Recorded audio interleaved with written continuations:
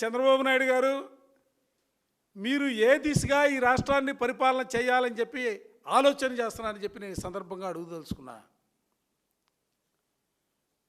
పార్లమెంట్లో ప్రవేశపెట్టినటువంటి మహిళా బిల్లుకు సంబంధించి మీరు వాళ్ళ ఊరేగింపు చేశారు.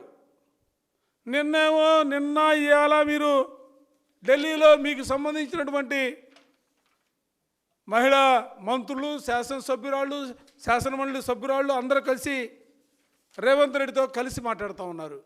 మీ మంత్రులు కలిసి మాట్లాడుతూ ఉన్నారు. ఈయనేమో కాంగ్రెస్ పార్టీ ముఖ్యమంత్రి, ఈయనేమో మహిళా బిల్లును అడ్డుకుంటాడు, డిలిమిటేషన్ బిల్లును అడ్డుకుంటానికి ఢిల్లీ వచ్చినటువంటి వ్యక్తి. అసలు ఏమిటి లోపాయికారి ఒప్పందాలని చెప్పి నేను ఈ సందర్భంగా అడగదలుచుకున్నా. మీకున్నటువంటి చిత్తశుద్ధి ఏందని అడుగుతా ఉన్నా. మీకున్నటువంటి బంధాలు అనుబంధాలు చెప్పమని అడుగుతా ఉన్నా.